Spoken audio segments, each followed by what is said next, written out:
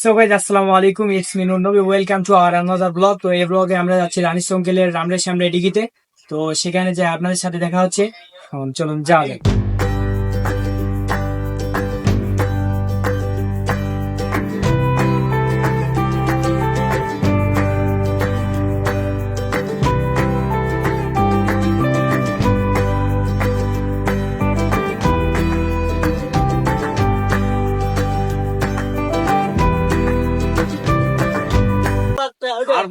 কি আছে 40 টাকা টিকিট 10 টাকা কমলে বেশি বলে না। কোনো কম নাই, এটা জাদুঘরে আমাদের কত দেওয়ার লাগে তিনজন?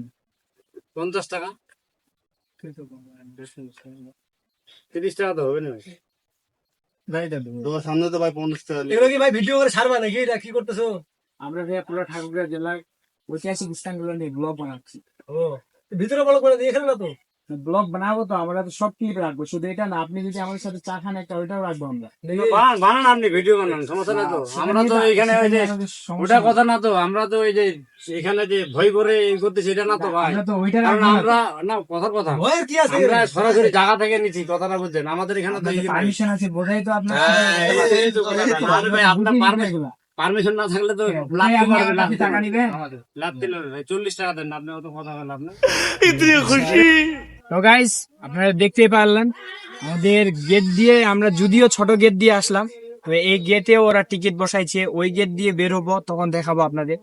তো এর আগে অনেকবার আসছি, ফ্রিতে ঢুকছি কিংবা অল্প কিছু টাকা দিয়ে ঢুকছি। তো আজকে এরা টিকিট বেশি লাগাইছে, তো সেটা ব্যাপার না, ব্যাপার হচ্ছে এই যে ঈদের জন্য হলেও তেমন কোনো মানুষ দেখতে পাচ্ছি না। আমি এর আগের বার যখন আসছিলাম, বিশ্বাস করবেন না, আমি যখন রাস্তা দিয়ে হাঁটতেছিলাম, আমার মানে হাঁটতে পারতাম না, এমন মানুষের ভিড় হইতো। তো এই দর্শনীয় স্থান গুলাতে যদি ওরা এইভাবে টিকিট नहीं नहीं नहीं नहीं सारुण के यहाँ कुछ तो गड़बड़ है, जरूर कोई ना कोई गड़बड़।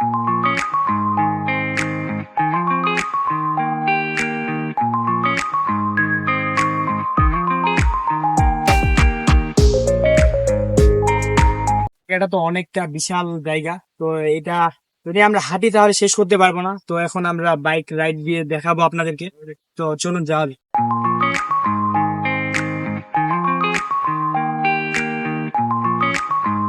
Okay, let's go.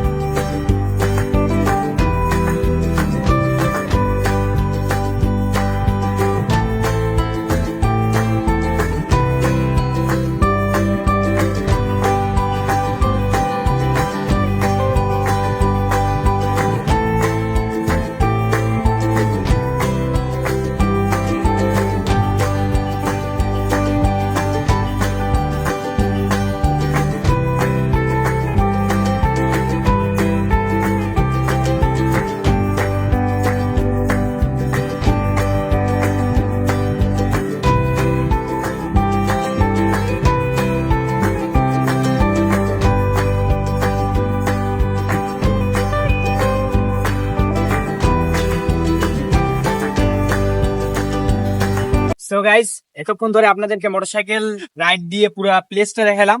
এই যে এদিক চলতেছে মেলা, যারা নাস্তা কিংবা কিছু বিনোদন নিতে চায় এই মেলাতে নিতে পারে। আর এই পাশে এই যে পুরা পুকুরটা, তো পুরা প্লেসটা তো আপনারা দেখলেন। তো এই রামরাই সামরাই যা ইতিহাস ঐতিহ্য আছে তা আপনাদের চলুন এক নজরে দেখে নিয়ে আসি। রামরাইডিঘি মূলত রানীশঙ্কেল থেকে প্রায় 5 মাইল অর্থাৎ 8 কিলোমিটার দক্ষিণ পশ্চিমে সুবিশাল রামরাইডিঘি অবস্থিত। এটি জেলার দ্বিতীয় বৃহত্তম দিঘি এবং দৈর্ঘ্যে দিনাজপুর শহর থেকে 5 মাইল দক্ষিণে অবস্থিত। সুবিশাল রামসাগর দিঘির থেকে সামান্য ছোট হলেও প্রস্থে অনেক বড়। এই দিঘিকে কেন্দ্র করে পশ্চিমে মহেন্দ্রগাঁও এবং উত্তর পূর্বে রাউতনগড় পর্যন্ত এক বিস্তীর্ণ স্থান জুড়ে একটি জনপদ ছিল। এই স্থান থেকে প্রায় 4 মাইল দক্ষিণ পশ্চিমে ছিল ভাতুরিয়া এবং সেখানে একটি দুর্গম গড়ির ধ্বংসাবশেষ আজও দেখা যায়। সো গাইস, এখন আমরা কিছু ফটোশুট নিব। ফটোশুট নেওয়ার পর আপনার সাথে আবার দেখা হচ্ছে আমাদের।